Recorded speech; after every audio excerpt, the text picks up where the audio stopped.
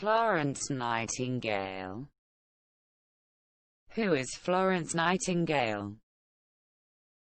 Florence Nightingale was a nurse who helped to develop and shape the modern practice of nursing and set examples for nurses that are standards for today's profession. Nightingale is the first well-known nurse theorist to develop the environmental theory that revolutionized nursing practices to create sanitary conditions for patients to receive care, and she is recognized as the founder of modern nursing.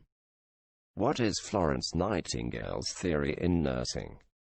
The environmental theory of Florence Nightingale defined nursing as the act of utilizing the patient's environment to assist him in his recovery. It involves the initiative of the nurse to configure environment settings that are appropriate for the patient's gradual restoration of health, and that external factors associated with the patient's surroundings affect life or biological and physiological processes and their development. 5 environmental factors that have been identified: fresh air, clean water, efficient drainage, cleanliness, and direct sunlight. What is the importance of the said theory? The importance of Florence Nightingale's theory is that it allows people in the field of nursing to understand that keeping sanitary conditions and providing the patient's basic needs such as healthy food, fresh air, and water could be a big help in maintaining good physical conditions and in speeding up the recovery of the patient. Florence Nightingale was a nurse who saved many lives in the 19th century. She was named after the city of Florence in Italy, where her parents went after they got married in 1818. Her family was rich, and they had 2 homes in Britain, as well as servants.